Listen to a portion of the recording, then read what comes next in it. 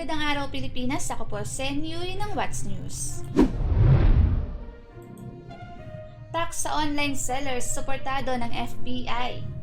Suportado umano ng Federation of Philippine Industries o FPI ang plano ng gobyerno na mag-collect ng 1% withholding tax mula sa mga operator ng online marketplaces bago mag-Desyembre ngayong taon. Saad ng FPI, magreresulta umano ito ng fairer taxation policy para sa lahat ng mga negosyo. Ayon kay FPI Chairperson Jesus Aranza, boto umano siya sa pagpapataw ng buwis sa mga online purchases. Unfair daw kasi para sa mga mall at stores na nag-i-invest sa mall structures, bayad sa mga empleyado, kuryente, tubig at iba pa. Matatandaan na nitong nakaraang buwan, ipinahayag ni BIR Assistant Commissioner Jetro Sabariaga na ina-assess na umano nila ang mga inputs mula sa mga stakeholders para sa final draft ng bagong revenue regulation covering online sellers. At para pag-usapan ang tungkol sa balitang yan, makakasama po natin ngayon si Kuya Popoy at Gama. Kala ko FBI. Akala ko rin FBI eh. FBI. Kaya ito yung mga, ulit eh. mga negosyante, grupo ng mga negosyante na nag-ooperate through malls, through usual na stores. Pero di ba kapag gumawa ka ng account sa isang online shopping platform, di ba may tax na yun? Oo. Sa Alam ko may tax na yun eh. May bukod ng tax yun. Tapos may... Ayan, may experience natin sa New Ano ba? dun sa ano natin, paggagawa ng ng store ba, ibig sabihin.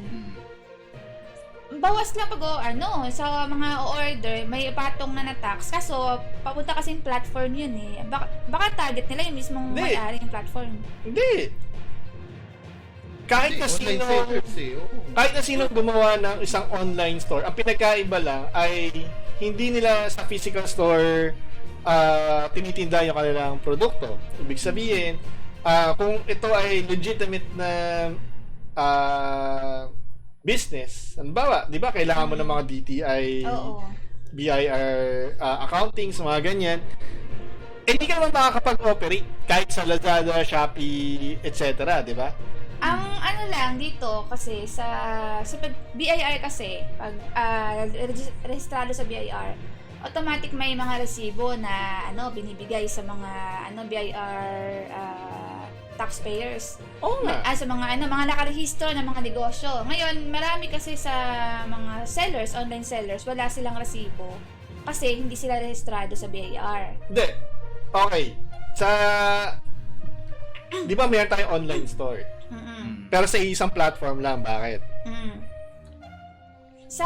Kasi di ba meron din mga requirements sa Lazada na tinatamad na asikasuhin. Kaya di tayo nakapagwas. Ganun din sa TikTok. Ganun din sa Pero ibig sabihin, hindi rin naman kasi ganun kalaki yung Kinikita. Oo. Tsaka, kapag ikaw ay bumili ka ng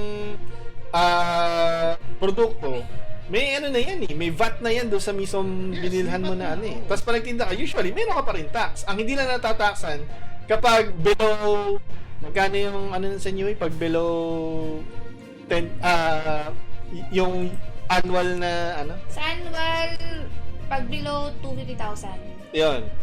Hindi na siya taxable. Sa mga nag-o-online so magkano lang naman ng niyan. Lalo na yung sa Shopee, yung mga pinakamurang item dyan? May mga piso pa nga yan. Oo, bawa yung mga t-shirt na o-teta, ganyan.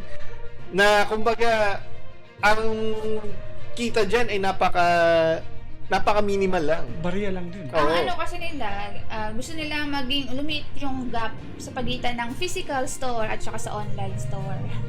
Kaya nga sila nag-online store kasi wala silang pang physical store. Oo, kasi hindi nila kayang umupa, hindi nila kayang bumiyahe dahil mahal na rin ng transportation, Dagdag diba? mo na rin yung alanganin yung location nila. Yun nga yung yun nga yung pakay niya dahil unfair daw dahil marami daw bayarin pag physical tapos sa online wala kaya gusto nila habulin yung sa online. Alam mo, i-advocate ko pa yan kung yung mga malls nagpapasahod ng maayos sa mga empleyado.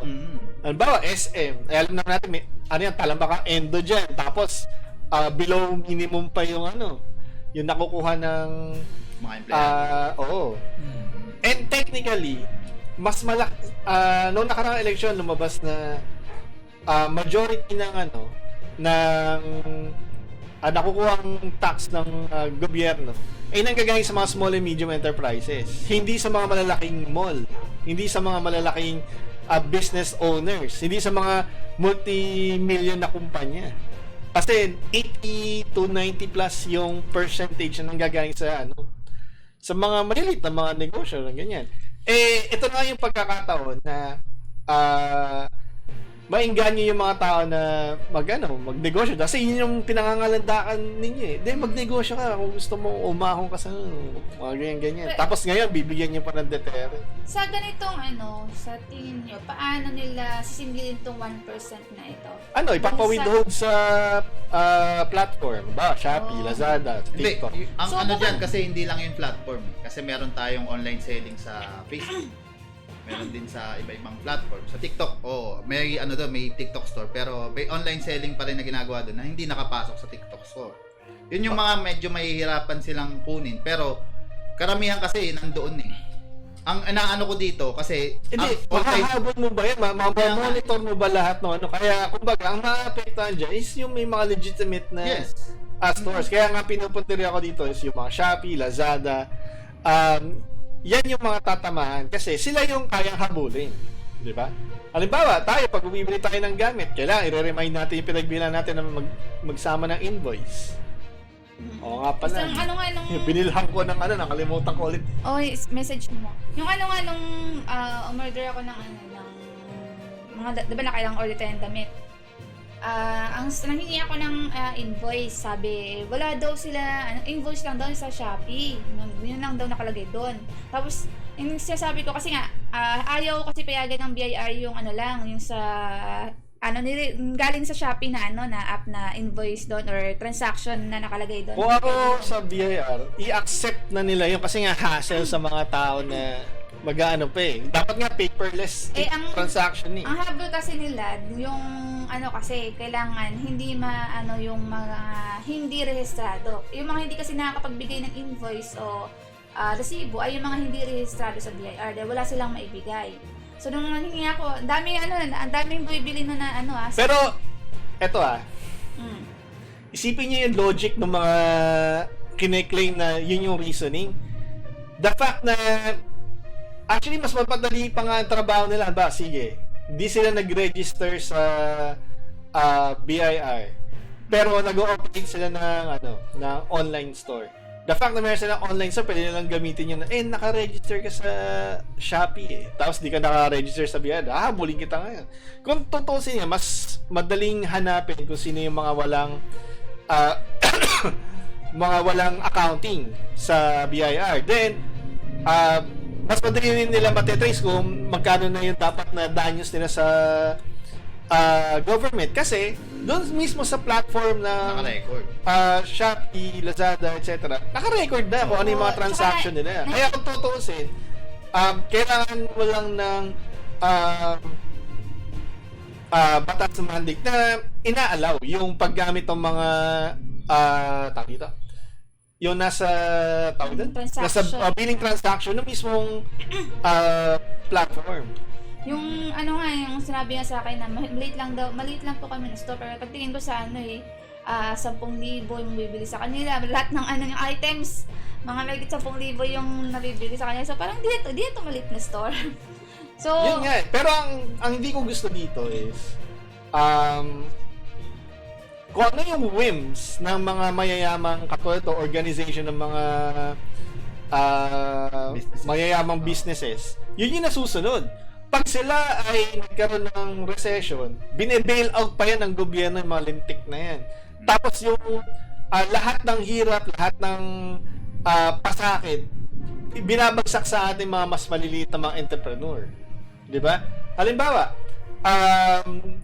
ang lakas ng loob ng mga Villar, mga Henry C. na maglagay ng top 50 Forbes, blah blah blah blah. Chess, ganito ganyan. Oo. Bakit kailangan Kumita sila ng ganito ganyan. Nung pandemic, kumita pa sila. 'Di ba? Pero kung ang lakas ng loob na humingi ng mga tax breaks, tax cuts. Why?